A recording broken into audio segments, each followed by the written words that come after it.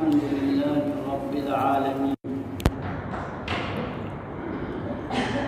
والصلاة والسلام على أشرف المرسلين وعلى آله وأصحابه أجمعين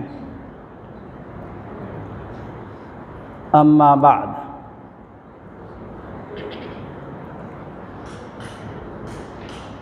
قال النبي صلى الله عليه وسلم إن من البيان لسحرا أو كما قال عليه الصلاة والسلام۔ عزیز طلبہ،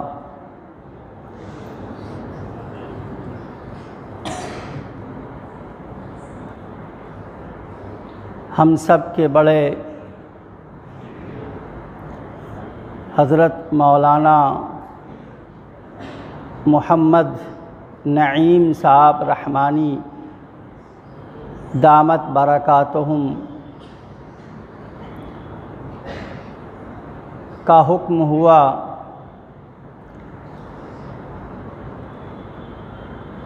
ان کے حکم کی تعمیل کرتے ہوئے آپ لوگوں کے سامنے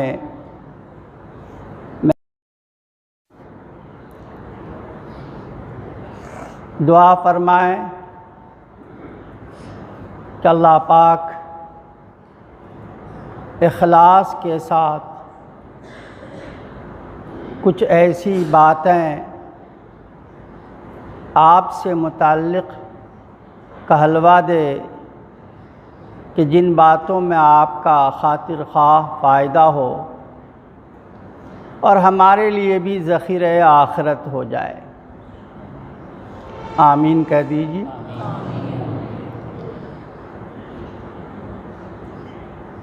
عزیز طلبہ، ہمارے مہرباں حضرت مولانا محمد نعیم صاحب رحمانی نے عنوان بھی ہمیں دیا ہے کہ طلباء کے اندر تقریری صلاحیت کس طرح سے پیدا ہو، میدان خطابت کے ماہر وہ کس طرح سے ہو جائیں، تقریر کس طرح سے سیکھی جاتی ہے، ان چیزوں سے متعلق ہمیں آپ کے سامنے گفتگو کرنی ہے۔ سب سے پہلی بات یہ سمجھیے عزیز طلبہ کہ تقریر کسے کہتے ہیں۔ تقریر کے معنی ثابت کرنا۔ تقریر یہ عربی لفظ ہے جس کا معنی ہے ثابت کرنا لغت میں، لیکن ہمارے عرف میں، ہماری اصطلاح میں تقریر کا مفہوم صرف وہ نہیں ہے جو لغت میں ہے، بلکہ تقریر کا مفہوم یہ ہے کہ کسی ایک موضوع پہ مسلسل ایک اچھے اسلوب میں، ایک اچھے انداز میں مخاطب کے سامنے گفتگو کرنا، اس موضوع کو ثابت کرنا، اس موضوع کو سمجھا دینا، مسلسل ایک اچھے ڈھنگ سے، ایک اچھے اسلوب سے اس موضوع کو سمجھا دینا، اس موضوع کو ثابت کر دینا، اس کا نام تقریر ہے۔ اگر مسلسل گفتگو نہ ہو اور موضوع سے ہی متعلق گفتگو ہو تو پھر اسے تقریر نہیں کہیں گے، اسے گفتگو کرنا، بات چیت کرنا کہیں گے۔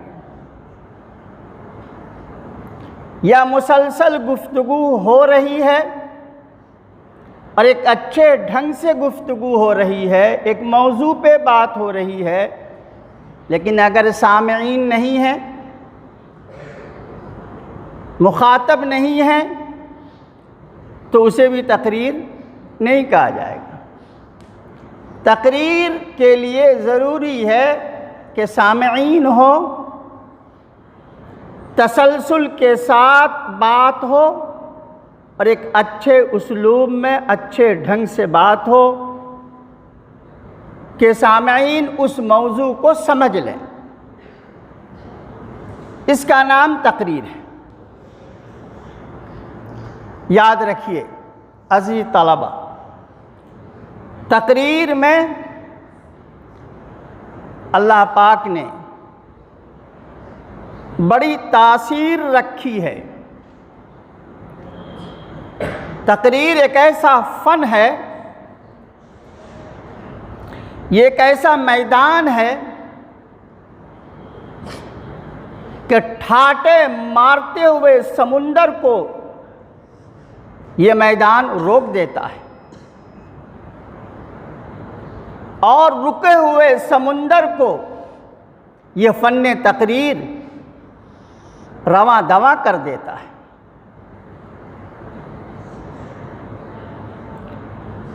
حضرت جعفر رضی اللہ تعالی عنہ کچھ صحابہ کرام کے ساتھ رسول اللہ صلی اللہ علیہ وسلم کے حکم سے جب حبشہ ہجرت، ان حضرات نے ہجرت فرمائی، شاہ نجاشی کے پاس گئے پناہ لینے کے لیے، آپ صلی اللہ علیہ وسلم کے حکم سے آ گئے کفار مکہ، سرداران قریش آ گئے ان کو لینے کے لیے، ان کو پکڑنے کے لیے۔ شاہ نجاشی سے ان کی دوستی بھی تھی، سرداران قریش کی۔ انہوں نے مطالبہ کیا کہ ہمارے آدمی ہیں، بھاگ کر کے آئیں، ہمارے حوالے کر دیا جائے۔ اولاً شاہ نجاشی تیار ہو گیا، لیکن جب حضرت جعفر نے جب تقریر کی ہے، حضرت جعفر رضی اللہ تعالی عنہ نے جب مذہب اسلام کا تعارف کرایا ہے اور سورہ مریم کا تذکرہ کیا ہے، تو شاہ نجاشی کا دل موم ہو گیا، اس کے دل میں انقلاب آ گیا، اور اسی شاہ نجاشی نے اب یہ کہا سرداران قریش سے کہ ہم اللہ کو کسی صورت میں تم لوگوں کے حوالے نہیں کریں گے۔ کیا بات تھی؟ وہ تقریر کی ایک تاثیر تھی کہ شاہ نجاشی کے دل و دماغ میں انقلاب پیدا کر دیا۔ یہ ایک مثال میں نے دی ہے، ہزاروں مثالیں ہیں۔ آپ یا قریب آئیے، مفکر اسلام حضرت امیر شریعت سابق سید شاہ حضرت مولانا محمد ولی صاحب رحمانی رحمت اللہ علیہ نے جب ارریہ کی سرزمین پہ کہ حکومت نے وہاں کے لوگوں کو بنگلہ دیشی قرار دے دیا، ارریہ کی سرزمین پہ جب ان کی تقریر ہوئی ہے حکومت کے خلاف، ایسی زبردست تقریر ہوئی، ایسی زبردست تقریر ہوئی 2.5 لاکھ کے مجمع میں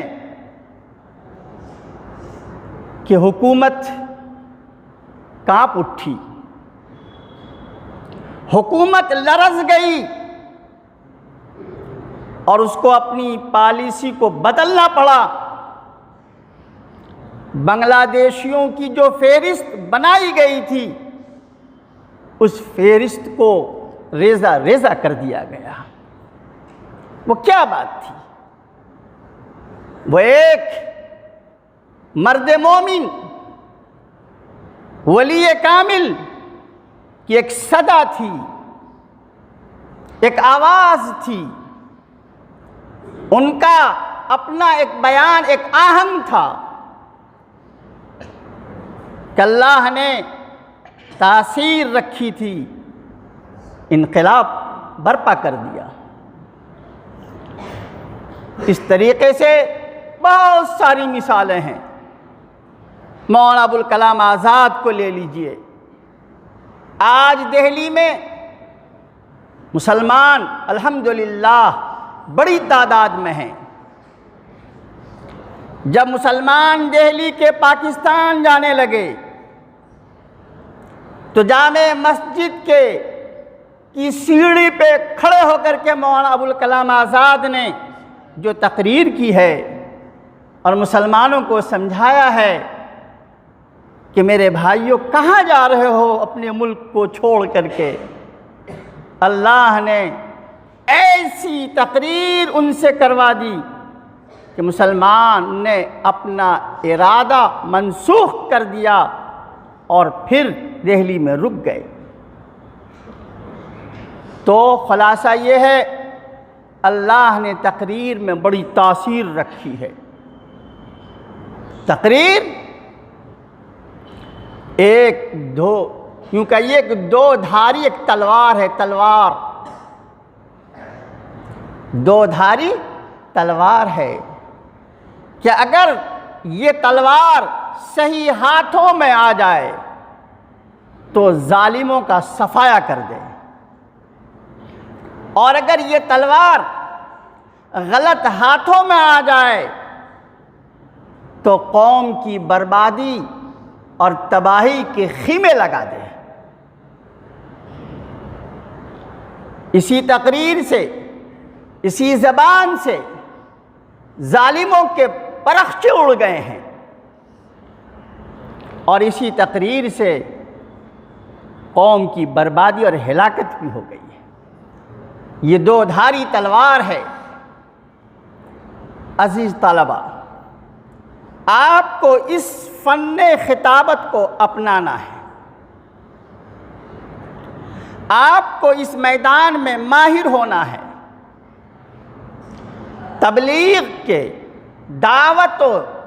دعوت دین اور اشاعت دین کے جہاں اور طریقے ہیں، ان میں سب سے اول اور سب سے زیادہ مؤثر طریقہ وہ خطابت ہے۔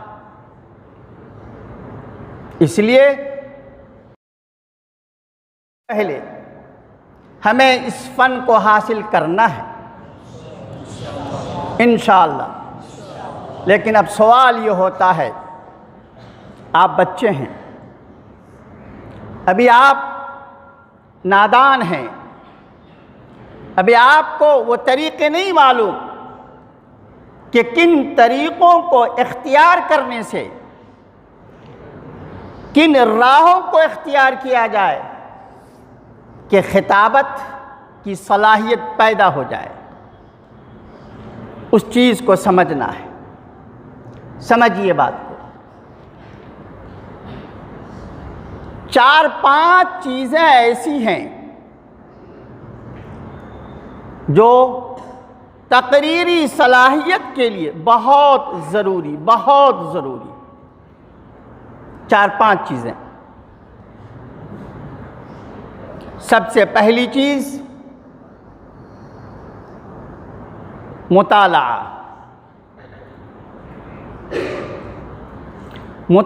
کرنا بہت ضروری ہے۔ اپنے اندر مطالعہ کا شوق پیدا کیجیے۔ مطالعہ کی ایک دیوانگی آپ کے اندر ہو. اگر آپ مطالعہ کے عادی ہو گئے، محنت کے عادی ہو گئے، کتب بینی کا مزاج بنا لیا آپ نے، تو انشاءاللہ یہ فن مشکل نہیں ہے، آسانی سے آپ کو یہ فن حاصل ہو جائے گا. لیکن میں اس موقع سے یہ کہا کرتا ہوں کہ ہمارے طلبہ، پورے طلبہ کی میں دو تقسیم کرتا ہوں، دو حصوں میں طلبہ کو بانٹتا ہوں. ظاہر ہے کہ یہ چھوٹا بچہ یہ مطالعہ سے تقریر نہیں کر سکے گا، اور جو دورے میں ہیں یہ لوگ مطالعہ کر کے تقریر کر لیں گے. تو وہ ہمارے بچے جو مطالعہ سے تقریر نہیں کر سکیں گے، یعنی اقتباس نہیں کر سکیں گے، خلاصہ مطالعہ، حاصل مطالعہ وہ نہیں نکال سکیں گے، تو ان کے لیے ضروری ہے کہ وہ تقریروں کو یاد کریں. مثلا جو بچے درجہ ششم اردو میں ہیں، سال اول عربی میں ہیں، سال دوم عربی میں ہیں، سوم کے بچے، چہارم کے بچے اس لائق ہو جاتے ہیں کہ مطالعہ کر سکیں. اسی طریقے سے دارالحکمت میں جو ابتدائی درجات کے بچے ہیں، تو ایسے بچوں کے لیے ضروری یہ ہے کہ وہ تقریر رٹیں. لیکن ان بچوں سے میں یہ کہوں گا کہ پہلے آپ ایک مضمون طے کیجئے کہ اس مضمون پہ ہمیں تقریر کرنی ہے، اور کوشش کیجئے کہ مضمون اگر موقع کی مناسبت سے ہو تو بہت اچھی بات ہے. محرم کا مہینہ ہے فرض کیجئے، تو محرم پہ بہت ساری تقریریں ہیں، اس موضوع کا انتخاب کر لیجئے. شعبان کا مہینہ ہے تو شعبان کی فضیلت، شب برات سے متعلق جو مضامین ہیں اس کا انتخاب کر لیجئے. یہ آپ کی اپنی سہولت ہے. سب سے پہلے موضوع کا انتخاب کیجئے، اس کے بعد سنیے غور سے، آپ اس موضوع سے متعلق جو اس میں مواد ہے اسے یاد ابھی نہیں کیجیے. آپ کسی بڑی جماعت کے ساتھی کو وہ موضوع پورا پڑھ کر کے سنا دیجیے، اس لیے کہ بعض دفعہ اس میں ایسے الفاظ آتے ہیں کہ جن کا صحیح تلفظ آپ نہیں کر پائیں گے. تلفظ کچھ ہے اور تلفظ کچھ اور آپ کر رہے ہیں. ایسے جملے آ جاتے ہیں کہ جن جملوں کا معنی مفہوم آپ نہیں سمجھ پائیں گے. تو پہلے کسی اونچی جماعت کے ساتھی کو یا آپ جس استاذ کے پاس آتے جاتے ہیں ان کو 2 دفعہ 3 دفعہ سنا دیجیے. جہاں جس لفظ کا معنی آپ کو سمجھ میں نہیں آ رہا ہے اسے آپ پوچھ بھی لیجیے اس کا معنی. سنا دیا آپ نے، اب آپ اس کو رکھیے، اسے یاد کیجیے. آپ کو جمعرات کو تقریر کرنی ہے، آپ سنیچر سے رٹنا شروع کر دیجیے. ہرگز یہ ضروری نہیں ہے، نہ ذہن پہ اس بات کو بسائیے کہ یہ پورا موضوع از ابتدا تا انتہا میں یاد کر لوں گا جبھی انجمن میں کھڑے ہو کر کے تقریر کروں گا. نہیں، بالکل نہیں. اپنی سہولت کے مطابق دیگر کتابوں کے اسباق کو یاد کرتے ہوئے آپ جتنا یاد کر سکتے ہیں سنیچر سے جمعرات تک آپ اتنا یاد کر لیجیے پختہ. اور پھر سنیے، یاد کر کے ایک دم ہی آپ انجمن میں کھڑے نہ ہو جائیے، بلکہ پہلے یہ جو اسٹیج بنا ہوا ہے وہاں چلے جائیے. اگر وہاں آپ نہیں جاتے ہیں تو آپ اپنے کمرے میں بند ہو جائیے اور آپ تنہا تقریر کیجیے، یہ سوچتے ہوئے کہ میرے سامنے بہت بڑا مجمع ہے، نہ انسان کا مجمع تو فرشتے کا مجمع ہے. تصور کر لیجئے کہ کرامن کاتبین حافظہ حفاظت کرنے والے فرشتے تو سنی رہے، میں ان کو ہی سنا رہا ہوں. پہلے آپ تقریر کر لیجئے. حضرت مولانا ابوالکلام آزاد رحمت اللہ علیہ جو اتنے بڑے مقرر اور خطیب ہوئے، جانتے ہیں وہ کیا کرتے تھے؟ وہ تقریر مجمع میں کرنے سے پہلے، مجمع میں تقریر کرنے سے پہلے اپنے روم میں آئینہ کے سامنے کھڑے ہو جاتے تھے. بڑا آئینہ ہوتا تھا اور وہاں وہ تقریر کرتے، بولتے، اپنے لب و لہجہ کو بھی دیکھتے، اپنے ہاتھوں کی حرکت کو بھی دیکھتے، اور پھر اپنی اصلاح آپ لیتے کہ ہمیں یہاں اس طرح سے بولنا چاہیے، اسلوب یہ ہونا چاہیے، یہاں ہمیں تیز رفتاری کے ساتھ بولنا چاہیے، یہاں ہمیں آہستہ بولنا چاہیے. آئینے کے سامنے کھڑے ہو کر کے خود کو مطمئن کر لیتے اور پھر مجمع کے سامنے تقریر کرتے. جب بنے ابوالکلام آزاد، جب بنے امام الہند کا لقب جب ملا، ہندوستان کے امام، کیسی تقریر ہوتی تھی کہ ایوان حکومت کانپ اٹھتا تھا. ان کی تقریر کے سامنے پھر کوئی ٹکتا نہیں تھا. یہ تھے مولانا ابوالکلام آزاد. تو پہلے آپ اپنے کمرے میں یا اسٹیج پہ تقریر کر لیجئے، پھر آپ جائیے انجمن میں، جو آپ کا گروپ ہے، آپ کے جو ذمہ دار ساتھی ہیں وہ آپ کا نام لیں گے. انہیں بھی چاہیے کہ وہ اپنے ساتھیوں کا نام اس انداز سے لیں کہ جیسے کہ بہت بڑے علامہ اور خطیب کو بلا رہے ہیں. جس طریقے سے اجلاس میں اور بڑے بڑے مجمع میں بڑے بڑے خطیبوں کو بلایا جاتا ہے، بڑے بڑے القاب سے بلایا جاتا ہے، اور بھائی اگر بدعتیوں کے مجمع میں چلے گئے تو ان کا کوئی مقرر علامہ سے کم نہیں ہوتا. تو آپ اپنے ساتھی کو انہی القاب کے ساتھ بلائیے، آپ کو بولنا بھی آئے گا اور آپ کے ساتھی کی حوصلہ افزائی ہوگی، دلجوئی ہوگی. اب جب آپ کو وہاں بلایا گیا، اب آپ تقریر شروع کیجیے. لیکن بعض دفعہ ذہن میں بات آ جاتی ہے کہ میں تو بہت چھوٹا ہوں، سال اول کا ہوں، اور ہمارے سامنے دورے کے طلباء ہیں، ہفتم کے ہیں، بڑے بڑے ہمارے ساتھی، بڑے بڑے مقرر ہیں، میں ان کے سامنے کیا بول پاؤں؟ نہیں، ہرگز اس بات کو ذہن میں نہ لائیں، بالکل نہیں لائیں. جب آپ کھڑے ہو گئے تو اس وقت اپنے آپ کو ہی سب سے بڑا علامہ سمجھیے. دل میں، دماغ میں یہ تصور بٹھائیے کہ اس وقت مجھ سے اچھی بہتر تقریر کرنے والا کوئی ہے ہی نہیں، سب سے اچھی تقریر میں کروں گا.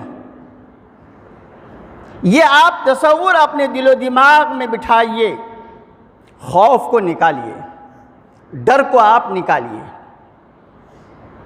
اور یہ خیال، یہ تصور اتنی ہی دیر کے لیے رہے جتنی دیر آپ کھڑے ہیں.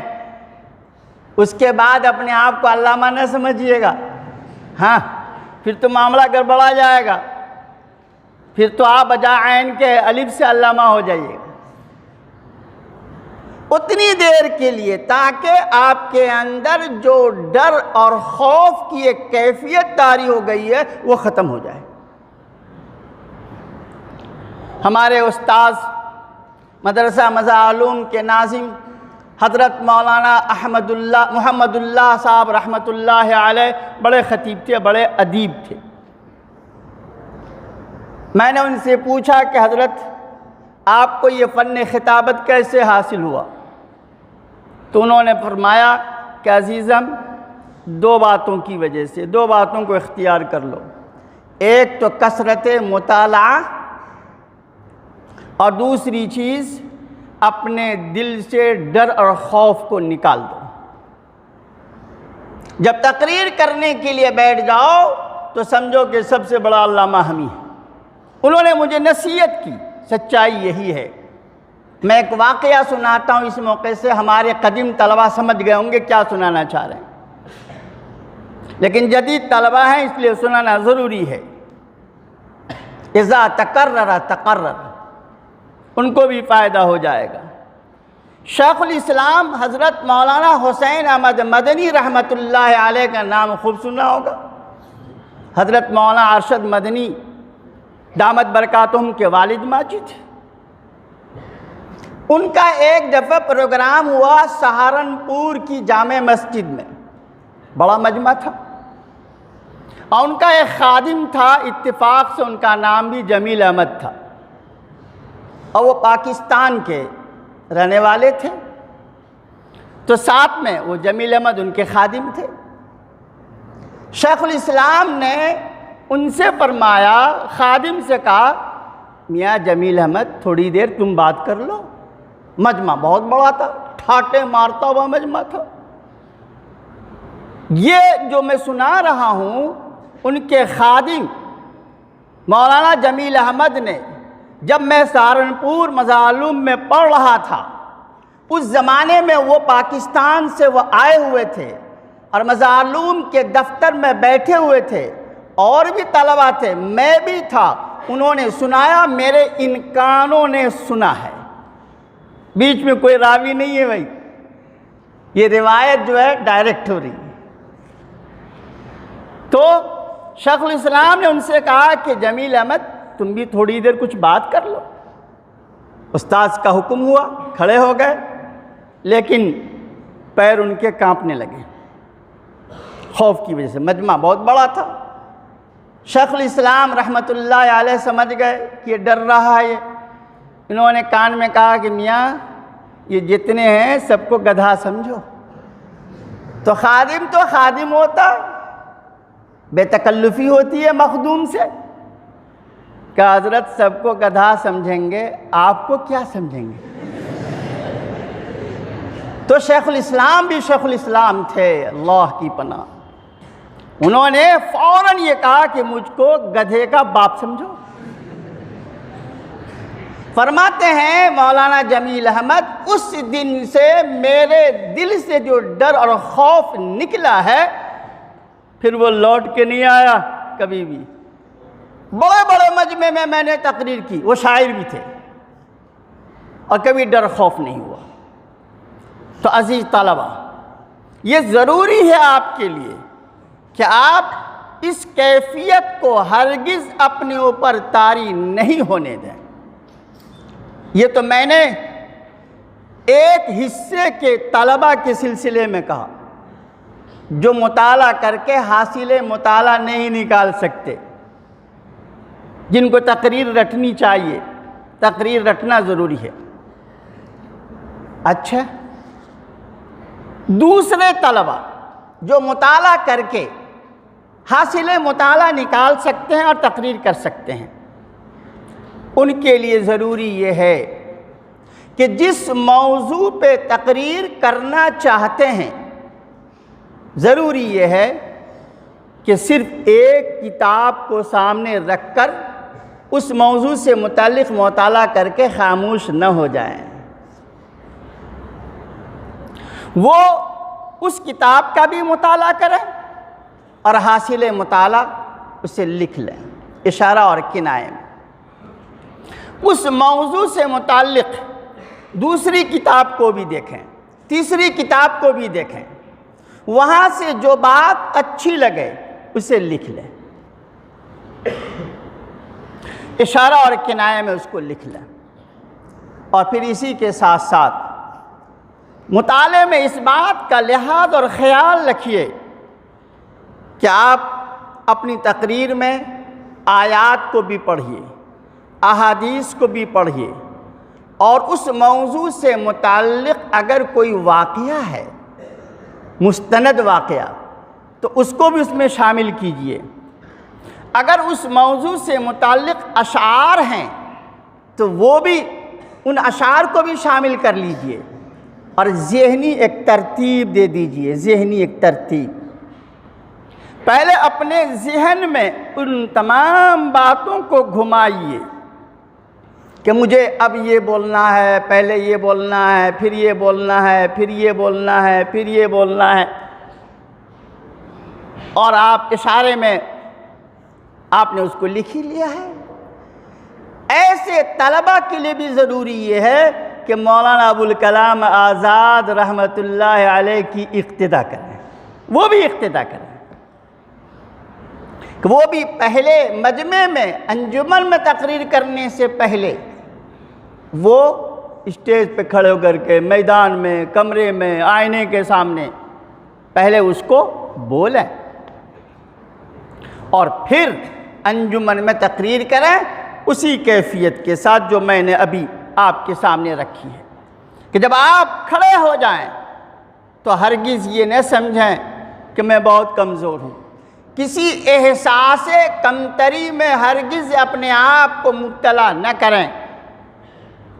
آپ اس بات کو ذہن میں بٹھائیں کہ میں سب سے اچھا خطیب مقرر میں ہی ہوں اس وقت، پھر تقریر کیجیے۔ عزیز طلبہ، وہ طلبہ جن کو تقریر رٹنی ہے، وہ طلبہ جو مطالعے سے تقریر کریں گے، اگر آپ نے یہ مزاج بنا لیا، یہ معمول بنا لیا، تو سال بھر میں آپ کو کتنی تقریریں یاد ہو جائیں گی؟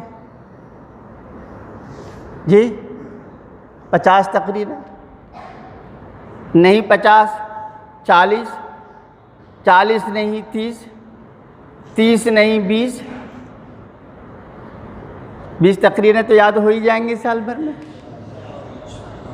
عزیز طلبہ یاد رکھیے، یہ جتنے مقرر کہلاتے ہیں، خاص طور سے جو پیشہ ور مقرر ہیں، بہت جبہ اور کبہ لگا کر کے آتے ہیں، لامبی کرتی یہاں تک پہن کے آتے ہیں، اور صافہ اور وہ پھیٹا باندھ کے آتے ہیں، جن کو بڑے مقرر ہم لوگ کہتے ہیں، اور جو 20,000 25,000 پہلے اپنے اکاؤنٹ میں ڈلوا لیتے ہیں، عزیز طلبہ یاد رکھیے ان کو 10 تقریریں بھی یاد نہیں رہتی، ان کے پاس مشکل سے 4-5 تقریریں ہوتی ہیں، اسی کو بھجاتے ہیں، ان کا چیک ہوتا ہے، اسی کو بھجاتے ہیں۔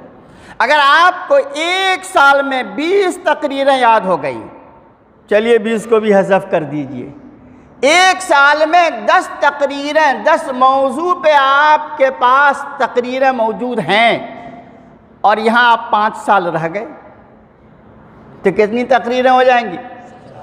50 تقریریں ہو جائیں گی۔ آپ سے بڑا مقرر کون ہوگا بھائی؟ آپ سے بڑا خطیب کون ہوگا؟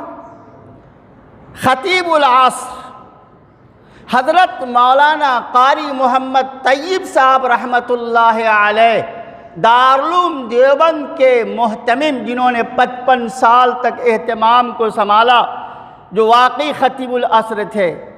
معلوم ہے کتنی تقریریں انہیں یاد تھی؟ 200 ان کو تقریریں یاد تھی۔ کتنی؟ 200 تقریریں یاد تھی، اور پھر ان کا مطالعہ بہت وسیع تھا، بہت وسیع تھا، جب جا کر کے وہ خطیب العصر بنے۔ ایسی تقریر ان کی ہوتی تھی، میں نے خود 12 ان کی تقریریں سنی ہیں، الحمدللہ ان کی خدمت کرنے کا موقع بھی ملا ہے۔ ایسی تقریر ہوتی تھی کہ عوام یہ سمجھتی تھی کہ میرے مطلب کی بات ہو رہی ہے، اور خواص یہ سمجھتے تھے کہ میرے مطلب کی بات ہو رہی ہے۔ ایک دفعہ یو پی میں غالباً رامپور ضلع میں تقریر عشاء کے بعد حضرت رحمت اللہ علیہ کی، قاری طیب صاحب رحمت اللہ علیہ کی تقریر شروع ہوئی، اور تقریر کرتے رہے، فجر کی اذان ہونے لگی۔ اذان کی آواز آئی تو حضرت رحمت اللہ علیہ نے پوچھا بھئی آواز کیسی ہے؟ لوگوں نے کہا حضور اذان ہو رہی ہے فجر کی۔ ارے فجر کا وقت ہو گیا۔ خود وہ نہیں تھکے اور نہ سننے والوں کو تھکاوٹ ہوئی، سارے لوگ خاموشی کے ساتھ سنتے رہے۔ یہ تھی ان کی تقریر کی خصوصیت۔ انداز جب ایسا اختیار کیا جائے کہ بہت ہی شور نہیں ہو، ہنگامہ نہیں ہو، ہاتھ نہیں چمکایا جائے، تو آدمی تھکتا نہیں ہے، نہ تھکتا ہے نہ دوسرے کو تھکاتا ہے۔ حضرت رحمت اللہ علیہ مفکر اسلام، حضرت امیر شریعت حضرت مولانا محمد ولی صاحب رحمت اللہ علیہ کی ایک بہت بڑی خصوصیت یہی تھی کہ ایسی تقریر کرتے تھے کہ نہ حضرت کو تھکاوٹ ہوتی تھی اور نہ سننے والا تھکتا تھا۔ سننے والے تو یہ چاہتے تھے کہ حضرت اور بولیں اور بولیں اور بولیں۔ اب بلا وجہ بالکل ہی ہاتھ کو چمکا رہے ہیں، اور کرسی پر بیٹھے ہیں تو مارا کرسی پہ یوں کہ کرسی بیچاری بھی ٹوٹ گئی۔ اس کی کوئی ضرورت نہیں، بالکل نہیں۔ آپ نے ٹرین کو دیکھا ہے، جب گاڑی بھاگلپور سے کھلتی ہے تو آہستہ، پھر اس میں تیزی آتی ہے، پھر اس کے بعد گاڑی آہستہ ہو جاتی ہے، پھر تیزی آتی ہے۔ یہی ہونا چاہیے کہ مقرر کی رفتار شروع میں آہستہ ہو، اور پھر اس میں تیزی آئے، پھر آہستہ ہو جائے، پھر اس میں تیزی آئے۔ لیکن ایسی تیزی نہیں کہ چھت کو، آسمان کو سر پہ اٹھا رکھا، یہ میک بھی کانپ رہا، بالکل نہیں۔ آپ صلی اللہ علیہ وسلم انگلیوں کا اشارہ فرماتے تھے، انگلیوں کا اشارہ فرماتے تھے، بلا وجہ ہاتھوں کو زیادہ حرکت نہیں دیتے تھے۔ یہ انداز اختیار کیجئے تو انشاءاللہ یہ فن آپ کو حاصل ہو جائے گا۔ عزیز طلبہ، میں بار بار یہ کہہ رہا ہوں کہ محنت، مطالعہ یہ بہت ضروری ہے۔ شوق مطالعہ اپنے اندر پیدا کیجئے، شوق مطالعہ۔ جب تک شوق مطالعہ پیدا نہیں کریں گے، آپ کے اندر یہ فن نہیں آئے گا، نہیں آئے گا۔ آپ اپنے بزرگوں کے واقعات کو پڑھیے، اکابرین اور اسلاف کے واقعات کو پڑھیے کہ کس طرح سے ان کے اندر شوق مطالعہ تھا۔ حضرت امام محمد رحمت اللہ علیہ کے بارے میں آتا ہے کہ انہوں نے ایسا مطالعہ کرتے تھے، اور اتنا مطالعہ کرتے تھے کہ مطالعہ کرتے کرتے سو جاتے، اور ان کے سینے پہ کتابیں ہوتی تھیں۔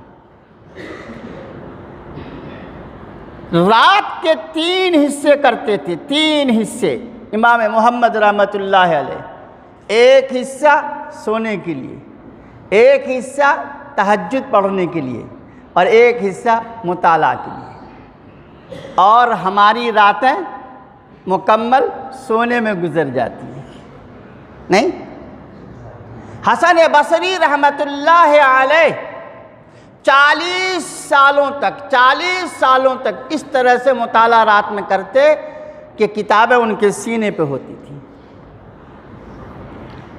مطالعہ کرتے کرتے سو جاتے تھے، کتابیں سینے پہ ہوتی تھیں۔ تو مطالعہ کا شوق پیدا کیجئے، लगन पैदा कीजिए, दीवानगी पैदा कीजिए। अजीज तलबा, आप तालिब इल्म हैं, तालिब इल्म हैं। जानते हैं तालिब का क्या माना, तलब का क्या माना? नहीं जानते। समझिए, तलब का माना है एक दीवानगी, एक फिक्र। कि तलब कहते हैं कि हर वक्त एक ही चीज़ की फिक्र जिसमें हो, यूँ कहा जाएगा इसमें तलब है। सो रहे हैं तो फिक्र किताब की, मुताले की, सबक की। सो को उठ रहे हैं तो फिक्र, खाना खाने जा रहे हैं तो फिक्र। तलब हर वक्त एक ही चीज़ की लगन हो, धुन हो, फिक्र हो, दीवानगी हो। जिसके अंदर ये कैफियत है उसमें तलब है, वो तालिब इल्म है। आप कासिब नहीं हैं। कासिब के माने इरादा करने वाला। इरादा करके घर से आ गए और यहाँ भी इरादा ही कर रहे हैं कि भाई इल्म हासिल करना है, मीज़ान याद करनी है, तकरीर करनी है। इरादे ही इरादे में है। नहीं, अपने अंदर लगन पैदा कीजिए, अपने अंदर धुन पैदा कीजिए, उसकी दीवानगी पैदा कीजिए। ये इल्म, ये फ़न महज इरादे से हासिल नहीं होता है। लौ काना हाज़ल इल्म युद्रक बिलमुना मा काना यबका फिल बरियति जाहिलु। कि अगर ये इल्म महज इरादे से हासिल हो जाता, ये इल्म महज सोचने से अगर हासिल हो जाता, तो इस सरजमीन पे कोई जाहिल नहीं रहता, कोई जाहिल नहीं रहता। ये इल्म इरादे के साथ साथ लगना पड़ेगा। अभी आप सबके बड़े, हमारे भी बड़े हैं हज़रत मौलाना मोहम्मद नईम साहब, आपके सामने कुरान करीम की आयत कि भाई इंसान के लिए वही है इंसान जिसकी कोशिश करता है। मन जद्द वजद, जिसने कोशिश की वो पाया। जो रातों को जगा वो बुलंदी को पहुंच गया। आपके अंदर ऐसी तलब हो, इल्म की ऐसी प्यास हो कि जैसे किसी प्यासे को जब प्यास शिद्दत की लग जाती है तो उसको कुछ नज़र नहीं आता जब तक कि वो अपनी प्यास बुझाने ले, पानी पीने ले। जब किसी भूखे को शदीद भूख लग जाए उसको कुछ अच्छा नहीं लगता, बिल्कुल अच्छा नहीं लगता, जब तक कि वो खा न ले, जब तक कि वो आसूदा न हो जाए। आपके अंदर इल्म की प्यास, इल्म की भूख ऐसी ही होनी चाहिए। इमाम मोहम्मद रहमतुल्लाह अलैह रातों रात मुताला करते और जब कोई मुश्किल मसला हल हो जाता, कोई मुश्किल मसला होता, पेचीदा मसला, उसको हल करने में लगे रहते। जो मसला हल हो जाता तो इतनी खुशी होती, इतनी खुशी होती, यूँ फरमाते कि जो लज्जत इसमें है वो लज्जत शहजादों को कहाँ हासिल। जो लज्जत इल्म के हासिल करने में है, एक मुश्किल मसला को हल कर लेने में है, एक आयत को याद कर लेने में है, एक हदीस को याद कर लेने में है, नहमीर मीज़ान को याद कर लेने में है, तकरीर के याद कर लेने में है, वो लज्जत, वो मज़ा शहजादों को कहाँ हासिल।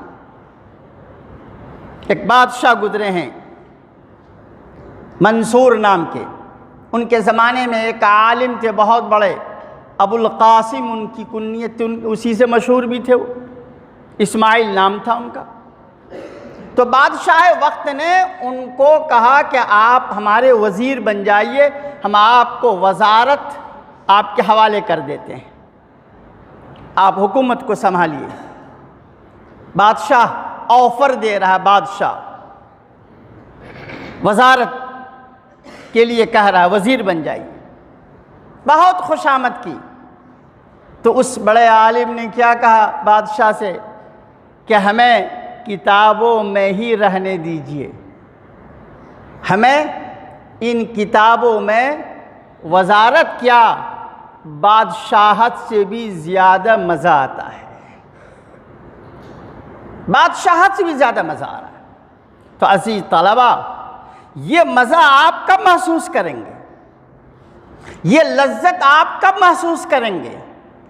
جب آپ میں طلب ہوگی، سچی طلب ہوگی۔ جب سچی طلب ہوگی اور اس طلب کی روشنی میں آپ جب علم حاصل کریں گے تو آپ کو واقعی لذت محسوس ہوگی۔ حضرت امام شافعی رحمۃ اللہ علیہ نے فرمایا کہ ایک طالب علم کے اندر ایسی طلب ہونی چاہیے جیسی طلب کہ اس عورت کے اندر ہوا کرتی ہے کہ جس کا اکلوتا بچہ گم ہو جائے اور اس بچے کے علاوہ کوئی بچہ اس کا نہیں ہو۔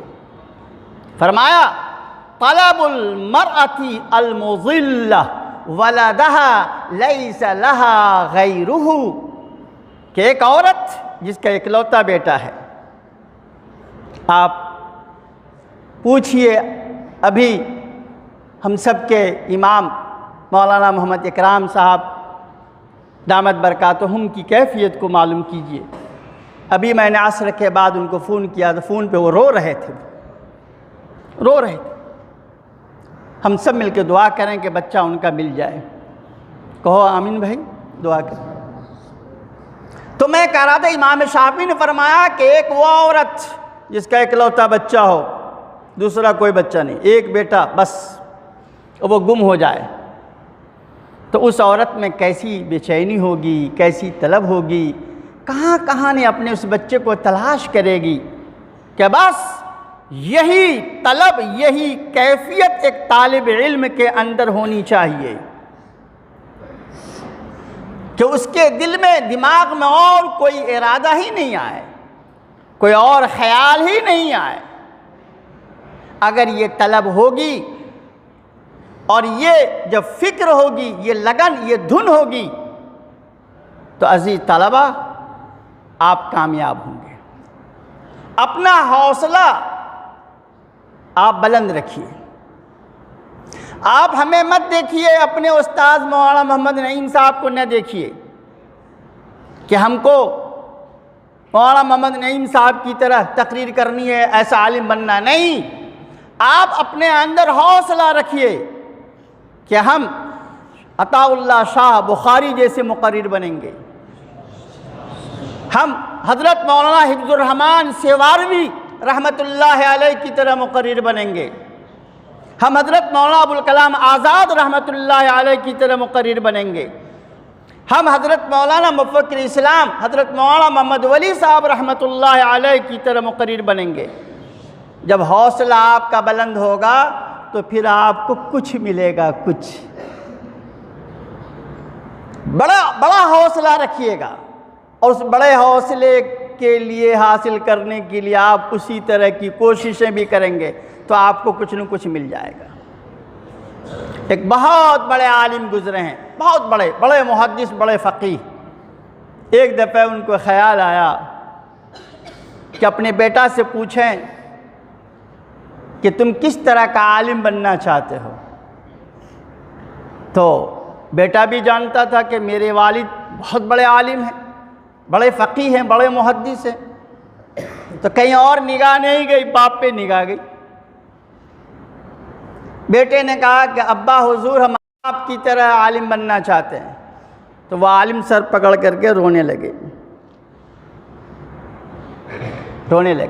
اور کہا کہ دیکھو، بیٹا سے کہا میں نے اللہ سے حضرت علی کا علم مانگا تھا، یعنی حضرت علی جیسا میں نے علم اللہ سے مانگا تھا، حضرت علی جیسا علم کہ اللہ کے نبی صلی اللہ علیہ وسلم نے فرمایا انا مدینۃ العلم وعلی بابھا، کہ میں علم کا شہر ہوں اور علی اس کے دروازہ ہیں۔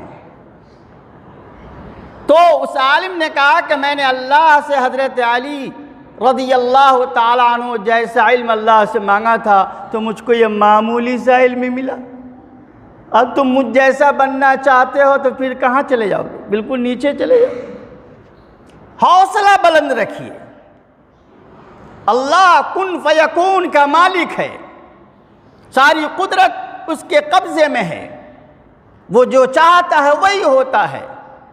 اللہ اپنے بندوں کے گمان کے مطابق فیصلہ کیا کرتا ہے۔ فرمایا حدیث قدسی میں اللہ فرماتے ہیں، آپ صلی اللہ علیہ وسلم نے ارشاد فرمایا، اللہ یوں کہتے ہیں کہ میں اپنے بندوں کے گمان کے ساتھ ہوں، میرا بندہ میرے ساتھ جیسا گمان رکھتا میں ویسے ہی فیصلہ کرتا ہوں۔ خیال اونچا رکھیے، گمان اونچا رکھیے، حوصلہ بلند رکھیے، اور صرف ارادہ نہ ہو بلکہ اس حوصلے تک پہنچنے کے لیے آپ محنتیں بھی کیجیے، آپ کوششیں بھی کیجیے، تو اللہ کن فیکون کا مالک ہے، اللہ چاہ لے گا تو کوئی مشکل نہیں، کوئی مشکل نہیں۔ اس لیے عزیز طلبہ، ضروری یہ ہے کہ آپ ان باتوں کو اگر ایک اچھا مقرر بننا چاہتے ہیں، ایک اچھا خطیب بننا چاہتے ہیں، تو آپ ان باتوں کو دل و دماغ پر بٹھا لیجیے۔ اور ایک اور ضروری بات سمجھیے، خاص طور سے وہ بچے ہمارے، وہ طلبہ جو مطالعہ سے تقریر کریں گے، حاصل مطالعہ نکال کر کے، وہ ایک کاپی خریدیں موٹی سی، یا کوئی ڈائری ہو اچھی سی، وہ خرید لیں، اور اس کاپی میں عناوین لکھ دیں۔ مثلا پہلا عنوان لکھا فضیلت صلاۃ، اس کے لیے آپ 5 ورق یعنی 10 صفحے چھوڑ دیجیے۔ دوسرا عنوان لکھ دیجیے آپ 5 ورق کے بعد فضیلت صوم، روزے کی فضیلت، پھر آپ 5 ورق چھوڑ دیجیے، پوری کاپی کو عنوان سے آپ بھر دیجیے، ٹھیک ہے؟ اب جس عنوان سے متعلق آپ نماز سے متعلق آپ تقریر کرنا چاہتے ہیں، آپ نے کئی کتابوں کا مطالعہ کیا، حاصل مطالعہ آپ نے اشارے میں لکھ کر کے تقریر کر لی، اب اس تقریر کو تقریر کر لینے کے بعد جو آپ کے کاغذ میں اشارتاً کنایتاً جو لکھا ہوا اس کو سامنے رکھتے ہوئے آپ اس کاپی میں پوری تقریر تفصیل کے ساتھ اب لکھ جائیے، ٹھیک ہے؟ اس کے علاوہ آپ کی جیب میں ایک چھوٹی سی ڈائری ہو، مذکرہ، ہر وقت آپ کی جیب میں وہ ڈائری ہو۔ آپ بھی تو مجاہد ہیں اللہ کی راہ کے، جی؟ طالب علم کے بارے میں کیا کہا گیا کہ جو طالب علم میں نکلتا ہے، جب تک وہ طالب علم میں رہتا ہے وہ اللہ کی راہ میں ہے، ٹھیک ہے؟ حتیٰ یرجع، یہاں تک کہ وہ گھر لوٹ جائے۔ جب تک گھر نہیں لوٹتا ہے گویا کہ اللہ کی راہ میں وہ جہاد کر رہا ہے۔ تو آپ بھی مجاہد ہیں، اللہ کی راہ میں جہاد کر رہے ہیں، لیکن ایک وہ مجاہد ہوتا ہے جو میدان کارزار میں، اس کے ہتھیار کیا ہوتے ہیں؟ تلوار، ڈھال، گھوڑے، اونٹ، لیکن آپ کا میدان تو دوسرا ہے، آپ کا میدان تو میدان علم ہے، میدان خطابت ہے۔ یہاں آپ کا ہتھیار کیا ہونا چاہیے؟ بتائیے کیا ہتھیار ہونا چاہیے آپ کا؟ قلم اور وہ چھوٹی سی ڈائری مذکرہ۔ ہر طالب علم کی جیب میں وہ چھوٹی ڈائری ہو اور جیب میں قلم ہو کہ کب کون سی بات اچھی لگے، اچھی آپ سنیں، اس کو فوراً اس ڈائری میں لکھ لیجئے۔ اس مسجد میں تقریریں ہوتی رہتی ہیں، آپ کے اساتذہ نصیحت فرماتے رہتے ہیں، جو بات آپ کو اچھی لگے اس کو فوراً اسی وقت نوٹ کر لیجیے آپ. اور پھر وہ جو کاپی ہے آپ کی، پوری کاپی کو آپ نے عناوین سے بھر دیا ہے، وہاں وہ باتیں جس عنوان سے، جس موضوع سے بالکل مطابق اور فٹ ہو رہی ہے، اس عنوان میں اس کو آپ لکھ ڈالیے. لیکن آپ کی جیب میں قلم ہونا چاہیے، ڈائری ہونی چاہیے. العلم صید والکتابۃ لہ قید. علم ایک شکار ہے، شکار، اور اس کو لکھ لینا اس کے لیے پنجڑا ہے. لکھ لیں گے تو وہ شکار اب نہیں بھاگے گا، آپ کے دل و دماغ سے، ذہن سے نہیں نکلے گا. اگر نکل بھی گیا تو ایک دفعہ ڈائری کو دیکھا، بات یاد آ گئی. العلم صید والکتابۃ لہ قید.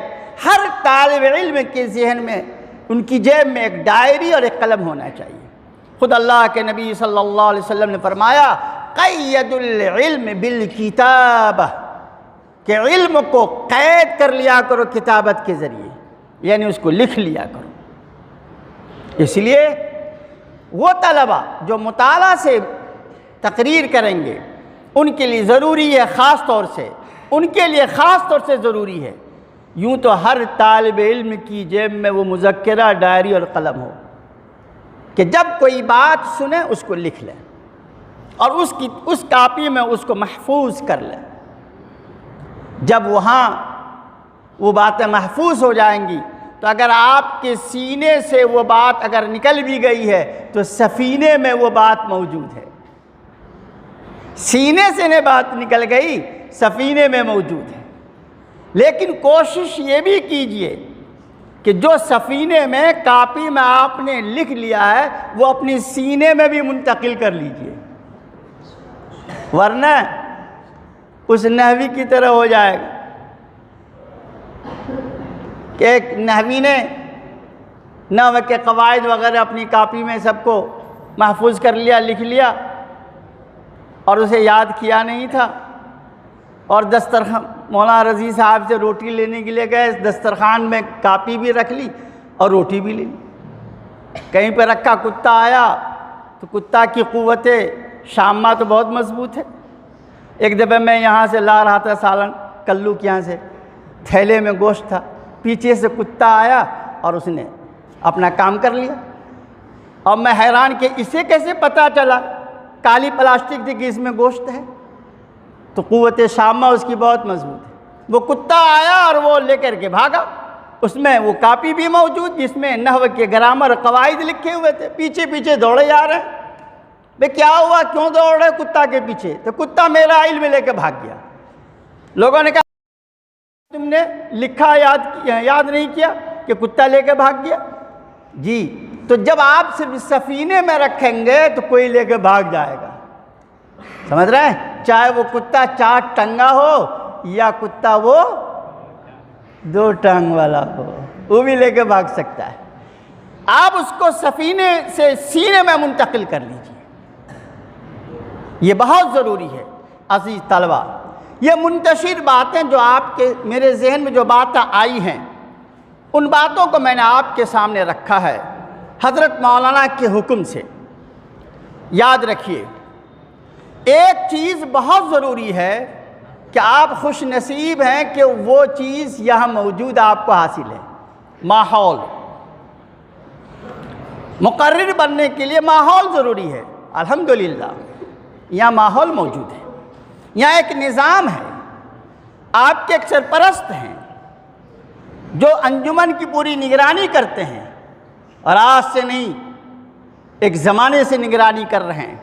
بڑا ملکہ ان کو حاصل ہے، بڑی اللہ نے فراست دی ہے. ایک ماحول ہے، ماحول آپ کو ملا ہوا ہے. لیکن ہاں میں یہ کہوں گا کہ اس ماحول میں تھوڑی سی تیزی لائیے کہ آپ اپنے کمروں کو بھی ماحول بنا لیجئے. آپ کمرے میں رہیں تو خدارا آپ کے ہاتھوں میں موبائل نہ ہو. آپ کمروں میں ہیں تو آپ کے ہاتھوں میں کتاب ہو. ایک ساتھی، 2 ساتھی، 3 ساتھی اگر پڑھنے لگے تو چوتھا پانچواں دیکھ کر کے بھی شرمائے گا، یار دیکھو میرا یہ ساتھی کتنی محنت کر رہا ہے، مجھے بھی پڑھنا چاہیے۔ یہ ماحول آپ اپنے کمروں میں بھی بنائیں۔ کمرے سے باہر تو ماحول ہے کہ آپ کے ساتھ ایک نظام الاوقات بنا ہوا ہے کہ اس وقت میں پڑھنا ہے، اس وقت میں سونا ہے، اس وقت میں کھانا ہے، اس وقت میں انجمن میں جانا ہے۔ تو آپ بہت ہی نیک بخت ہیں، خوش بخت ہیں کہ آپ کو ماحول ملا ہوا ہے۔ تربیت کا مطلب یہ ہوتا ہے مشق، اس کی تفصیل میں نے بیان کر دی۔ تو یہ کچھ چیزیں ہیں، ماحول، تربیت، مطالعہ اور دل میں بے خوفی، یعنی خوف اور ڈر نہ ہو۔ جب یہ چیزیں آپ کے اندر آ جائیں گی تو آپ بہترین خطیب بن جائیں گے، بہترین خطیب بن جائیں گے انشاءاللہ۔ بس آخر میں دو ایک بات کہا کر کے میں اپنی بات کو ختم کر دوں گا۔ کہاں ہمارے حضرت ہیں کہ نہیں ہیں؟ حضرت نے کہہ دیا پہلے کہ مولانا آپ کے حوالے اور آپ مولانا کے حوالے۔ اب بیچ سے اپنی حیلولت غائب کر دی۔ باہر میں ہیں؟ نہیں ہیں، ہوتے تو آواز ان تک پہنچتی۔ چلیے خیر، سنیے غور سے عزیز طلبہ، سنو، میں کوئی تقریر نہیں کر رہا ہوں بچوں، میرے سینے میں جو باتیں ہیں اس سلسلے میں میں آپ تک شیئر کر رہا ہوں۔ جو میں نے دیکھا ہے، الحمدللہ میری تعلیم بھی سال اول عربی سے چہارم تک کی یہیں کی، اسی ماحول میں رہا ہوں، اور میں چہارم تک الحمدللہ میں نے اتنی محنت کی کہ مجھے تقریر آ گئی تھی، یعنی چلنا آ گیا تھا۔ اب وہ راستے پہ چلتے رہے تو اللہ نے کچھ بولنا سکھا دیا، یہیں رہا میں۔ تو میں یہ عرض کر رہا تھا، میں یہ کہہ رہا تھا کہ بھائی کہ ماحول بنائیے آپ، ٹھیک ہے؟ اور اس کے لیے ایک بات میں اخیر میں جو کہنا چاہ رہا تھا وہ یہ جو بہت ضروری ہے عزیز طلبہ، کہ آپ اپنے اندر اخلاص بھی پیدا کی، اخلاص بھی پیدا کی۔ تقریر کا میدان ہو، تحریر کا میدان ہو، کتابوں کا یاد کرنا ہو، حدیث کا یاد کرنا ہو، قرآن کریم کا سمجھنا ہو، آپ اخلاص پیدا کیجیے۔ اخلاص سے بڑی برکت ہوتی ہے۔ اخلاص کا مطلب یہ ہوا کہ آپ ارادہ ایک اچھا کر لیجئے کہ میں مقرر اس لیے بننا چاہتا ہوں کہ کل ہو کر کے میں دین کی دعوت، دین کی تبلیغ، اشاعت دین کروں گا۔ میں آپ نیت اپنی ٹھیک کر لیجئے۔ جب یہ نیت ہوگی تو اللہ تعالیٰ آپ کے ارادے کو اس کی تکمیل فرمائے گا اور اس کے لیے آسانی اور یسر پیدا کر دے گا۔ اخلاص بہت ضروری ہے۔ اور دوسری چیز عزیز طلبہ، اے بچے، تم کامل اور مکمل ہو، اس لیے تم کو ضرورت نہیں ہے سننے کی۔ سنو بھائی، دوسری چیز اختصاص۔ اختصاص کا مطلب یہ ہے کہ کسی ایک فن میں آپ مہارت حاصل کر لیجیے، جس فن کی طرف آپ کی طبیعت راغب ہو، جس فن کی طرف آپ کا ذہن چل رہا ہو، اس فن میں آپ اختصاص، مہارت حاصل کر لیجیے، تاکہ اس فن کے لوگ آپ کی طرف رجوع کریں، تاکہ آپ اس فن اور اس میدان کی ضرورت کو آپ پورا کر سکیں۔ اختصاص، سارے علوم و فنون میں آپ چاہیں اختصاص، مہارت تو نہیں، بالکل نہیں۔ یہ تو اللہ قادر مطلق جسے چاہے دے دے، لیکن عام طور سے ایسا نہیں۔ قدرت اللہ کچھ ہے، لیکن عادت اللہ یہی ہے کہ آدمی ہر فن کا ماہر نہیں ہوتا۔ کسی ایک فن میں جس طرف آپ کی طبیعت چل رہی ہے، تالیف و تصنیف کی طرف طبیعت چل رہی ہے، تو اسی میں مہارت حاصل کر لیجیے۔ اختصاص پیدا کیجیے اپنے اندر، اختصاص۔ حافظ بادشاہ کا نام سنا ہوگا۔ حافظ بادشاہ ایک بہت بڑے حافظ گزرے ہیں، زبردست ان کو یاد تھا، اس لیے ان کو حافظ بادشاہ کہا جاتا تھا۔ ایک دفعہ، لیکن نرے حافظ تھے، عالم نہیں تھے، قرآن کریم کے معنی وغیرہ بھی نہیں سمجھتے تھے، لیکن حافظ تھے، بڑے حافظ تھے۔ ایک دفعہ کسی نے ان سے پوچھا، حافظ بادشاہ سے، یہ بتائیے کہ ان اللہ لا یحب المحسنین کس پارے میں ہے؟ ان اللہ لا یحب المحسنین، ترجمہ اس کا کیا ہوگا؟ کہ اللہ تعالیٰ نیکوکاروں کو پسند نہیں کرتا ہے، حالانکہ معاملہ مفہوم بالکل الٹا ہو رہا۔ یہ کس پارے میں ہے؟ تو حافظ بادشاہ نے اولاً جواب یہ دیا کہ مجھے نہیں معلوم، چونکہ معنی نہیں جان رہے تھے۔ اگر عالم ہوتے، معنی جانتے ہوئے ہوتے، کم از کم معنی دیکھ کر کے کہہ دیتے کہ یہ قرآن میں نہیں ہے۔ تو اولاً انہوں نے جواب یہ دیا کہ مجھے نہیں معلوم، پھر اس کے بعد 10 منٹ کے بعد کہا کہ قرآن کریم کے کسی پارے میں یہ نہیں ہے۔ لوگوں نے پوچھا کہ ابھی تو آپ نے کہا کہ نہیں معلوم، اور ابھی آپ کہہ رہے ہیں 10 منٹ کے بعد کہ قرآن کریم میں ہے ہی نہیں۔ تو انہوں نے کیا جواب دیا؟ عزیز طلبہ سنیے، آپ آگے ہمارے حضرت، انہوں نے جواب یہ دیا، عزیز طلبہ سنیے، کہ میں نے 10 منٹ میں ابتدا سے انتہا پورے قرآن کریم کو میں نے دیکھ لیا، کہیں مجھ کو یہ آیت نہیں ملی۔ کتنی دیر میں دیکھ لیا؟ 10 منٹ میں پورے قرآن کریم کو دیکھ لیا، مطالعہ کر لیا، اور یوں فرمایا کہ یہ کہیں نہیں ہے۔ یہ تھا اختصاص، یہ تھی مہارت، کہ وہ اپنے فن کے بادشاہ تھے۔ ضروری ہے کہ اختصاص پیدا کیجیے، جس فن کی طرف آپ کا ذہن چل رہا ہے آپ اس فن میں مہارت حاصل کرنے کی کوشش کیجیے۔ اخلاص، اختصاص، اور تیسری چیز اجتہاد، محنت کیجیے۔ بغیر محنت کے کچھ حاصل نہیں ہوگا۔ لیس للانسان الا ما سعى، اور میں نے ابھی آپ کو بتایا، لو کان ھذا العلم یدرک بالمنى ما کان یبقى فی البریۃ جاہل۔ محنت کیجیے، محنت ضروری ہے۔ اخلاص، اختصاص، اجتہاد، محنت، اور بھائی اس کے بعد ضروری چیز جو ہے وہ یہ ہے احترام، اساتذہ کا احترام، اساتذہ کا احترام کیجیے، اس لیے کہ کسب فیض احترام اور عقیدت سے ہی ہوگا۔ استاذ کی جتنی حرمت، یعنی اس کا ادب، عقیدت، ارادت آپ کے دلوں میں ہوگی، اتنا ہی زیادہ آپ کو فیض پہنچے گا۔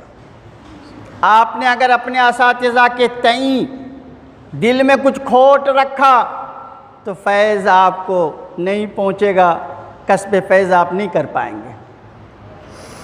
ایک بڑی نہر ہے جس میں پانی بھرا ہوا ہے، اور اس نہر سے نالیاں کھیت تک پہنچ رہی ہیں، کہ جس نالیوں کے ذریعے سے کھیت سیراب ہو جاتا ہے، لیکن اگر نالیوں کے بیچ میں پتھر رکھ دیے جائیں، یہاں وہاں نالی کا منہ کھول دیا جائے، نہر بھری ہوئی ہے، تو کیا کھیت میں جتنا پانی پہنچنا چاہیے پہنچے گا؟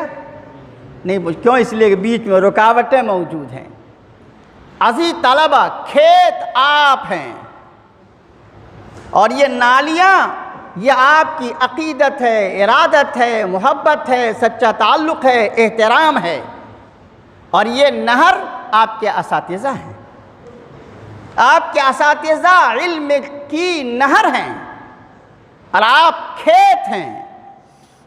ان نہروں سے آپ کو سیراب ہونا ہے تو آپ کو رکاوٹوں کو ختم کرنا ہوگا، بیچ کے پتھروں کو ختم کرنا ہوگا، استاد سے صحیح عقیدت محبت رکھنی ہوگی، ان کا احترام کرنا ہوگا، اور پھر ایک چیز ہے انقیاد۔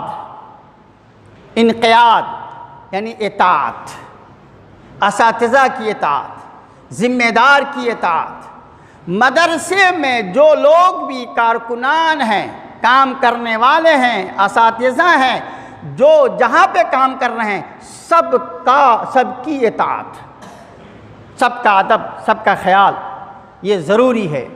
اور اخیر میں ایک چیز، احتساب، اپنا محاسبہ، کہ جب آپ سونے کے لیے جائیں، بستر پہ جائیں، تو اپنا محاسبہ کیجئے کہ آج ہم نے کیا کھویا، کیا پایا، آج ہم نے نئی کتنی چیزیں حاصل کی، کیا اس میں کمی رہ گئی، آج ہم نے کیا کیا غلطیاں کی ہیں، محاسبہ کیجئے۔ اور اسی وقت یہ ارادہ کر لیجئے کہ آج ہم نے نئی 5 باتوں کو سیکھا ہے تو کل 10 باتوں کو سیکھیں گے، محاسبہ کیجئے۔ جب یہ چیزیں آپ کے اندر ہوں گی، اخلاص، اختصاص، اجتہاد، احترام، انقیاد، احتساب، تو عزیز طلبہ یاد رکھیے، آپ کو اچھا اور کامل انسان بننے میں کوئی چیز رکاوٹ نہیں بن سکتی ہے۔ اس لیے آپ ان چیزوں کا خیال رکھیے۔ اور آخر میں ہم یہ کہیں گے، ہم سب کے بڑے، ہم سب کے سرپرست حضرت مولانا احمد ولی فیصل رحمانی دامت برکاتہم، آپ ان کی باتوں کو بھی دھیان سے سنا کیجیے۔ عزیز طلبہ، میں اس لیے کہہ رہا ہوں کہ میں نے ان کی کئی تقریروں کو سنا ہے، اور ابھی کلکتہ کے پروگرام میں ان کے ساتھ تھا، جہاں ان کی تقریریں ہوئی میں نے سنا۔ ان کی تقریروں میں بڑی حکمت کی بات ہوتی ہے، بڑی دانائی کی باتیں ہوتی ہیں۔ آپ کو وہاں دانائی کی باتیں ملیں گی، حکمت کی باتیں ملیں گی۔ آپ نے دیکھا نا درود شریف کی مجلس میں ایک ایسی بات انہوں نے کی، ایک انوکھا انداز تھا، ایک انوکھا تبصرہ تھا، اور کیا درد تھا، کیا سوز تھا کہ جب طائف کا واقعہ بیان کرنے لگے کہ آپ صلی اللہ علیہ وسلم نے اس موقع سے کیا اللہ سے کہا تھا، تو بیان کرنے سے پہلے ان پہ سکتہ طاری ہو گیا، رقت قلب ان کے اندر طاری ہو گئی تھی۔ یہ اس بات کی دلیل ہے کہ جو شخص اس طرح سے رقیق القلب ہوگا، درد رکھے گا، تڑپ رکھے گا، اس کی زبان سے جو باتیں نکلیں گی حکمت اور دانائی کی باتیں نکلیں گی۔ اس لیے عزیز طلبہ، میں آپ کو نصیحت کرتا ہوں کہ حضرت والا دامت برکاتہم کی جب بھی نصیحت ہمارے آپ کے سامنے ہو تو آپ ان کی باتوں کو نوٹ کیجئے، بڑی دانائی حکمت کی باتیں ہوتی ہیں۔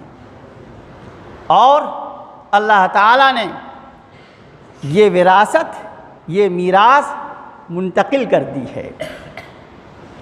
جو ان کے والد، جو ان کے دادا اور پردادا میں جو خوبیاں تھیں، وہ خوبیاں اللہ نے منتقل کر دیا ہے۔ میں ایک بات اور بتا کر اپنی بات کو ختم کر دوں گا۔ جب حضرت دامت برکاتہم کی تاج پوشی ہوئی، حضرت مولانا محمد نعیم صاحب جب تاج پوشی ہوئی تو اس مہمان خانے میں آسام کے امیر شریعت موجود تھے۔ تاج پوشی کے بعد میں بھی موجود تھا، کئی لوگ موجود تھے۔ آسام کے امیر شریعت دامت برکاتہم نے کہا کہ ان کے اندر نسبت منتقل ہو گئی ہے۔ امیر شریعت نے فرمایا، یہ تو وہی بات ہوئی جو بات مفکر اسلام رحمۃ اللہ علیہ کے سلسلے میں حضرت مولانا ابو الحسن علی میاں رحمۃ اللہ علیہ نے فرمایا تھا کہ میں سنا کرتا تھا کہ نسبتیں منتقل ہوتی ہیں، لیکن میں نے ولی میاں میں نسبت منتقل ہوتے ہوئے دیکھا ہے۔ اسی طریقے سے آسام کے امیر شریعت دامت برکاتہم نے یہ بات کہی اور میرے ان کانوں نے ان کی باتوں کو سنا۔ اسی لیے عزیز طلبہ، جب بھی یہاں وہ موجود ان کی باتیں ہوں، میں بار بار کہہ رہا ہوں کہ آپ کی جیب میں قلم ہونا چاہیے، آپ کی جیب میں ڈائری ہونی چاہیے، ان کی باتوں کو آپ لکھیے دانائی، اور جس استاذ کی بھی آپ یہاں نصیحت ہو ان کی باتوں کو لکھیے، جو اچھی بات ہو۔ ساری بات اچھی ہوگی، لیکن کچھ بات ایسی ہوگی جس کو آپ نہیں جانتے ہوں گے، اسے آپ لکھ لیجئے۔ یہ چند باتیں ہیں جو میرے دل میں باتیں آتی رہیں، میں نے آپ تک پہنچا دیا ہے۔ حضرت مولانا کے حکم سے دعا فرمائی اللہ تعالیٰ ان باتوں پہ آپ کو بھی عمل کرنے کی توفیق عطا فرمائے، اور اللہ تعالیٰ ہماری اس باتوں کو منتقل کرنے کو بھی قبول فرمائے۔ میری دعا ہے کہ اللہ آپ کو بہترین مقرر، آپ دعا فرمائیں، دعا کر لیجئے، حضرت کا حکم ہو رہا ہے۔ اللہم انت السلام و منک السلام تبارکت یا ذا الجلال والاکرام۔ اللہم صلی علی سیدنا محمد وعطرته بعدد کل معلوم لک۔ اللہم انا نسألک علما نافعا وعملا صالحا ورزقا واسعا وشفاء من كل داء۔